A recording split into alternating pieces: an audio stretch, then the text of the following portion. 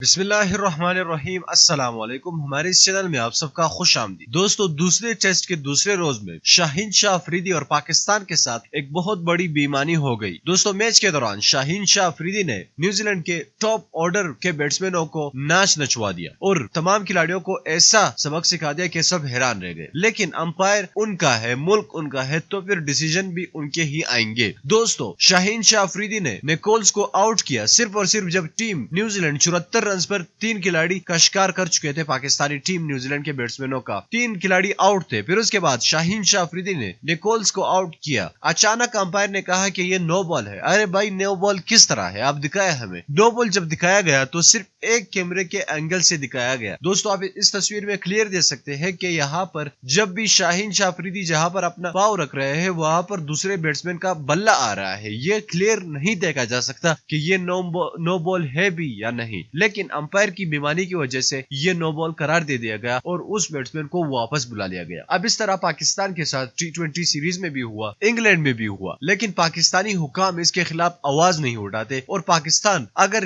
Nicol को वही out कर देता जो कि आउट था 100%, लेकिन अंपायर की बेईमानी की वजह से नहीं आउट किया गया, तो पाकिस्तान इंशाल्लाह 200 रन 150 रन के अंदर अंदर तमाम न्यूजीलैंड की टीम को आउट कर सकता था। यही निकोल बाद में जाकर केन विलियमसन के साथ इसने पार्टनरशिप की और पाकिस्तान को एक स्ट्रॉन्ग और मजबूत हदफ दिया। अब पाकिस्तानियों को चाहिए कि इसके खिलाफ आवाज उठाए और हमारे इस वीडियो को लाइक कीजिए। अगर आप समझते हैं कि ये नो बॉल नहीं थी, नीचे कमेंट में उसमें लाजमी बता दीजिए। इस वीडियो को लाजमी सब्सक्राइब लाइक कीजिएगा और हमारे इस चैनल को लाइक सब्सक्राइब कीजिए। अल्लाह हाफ़िज़।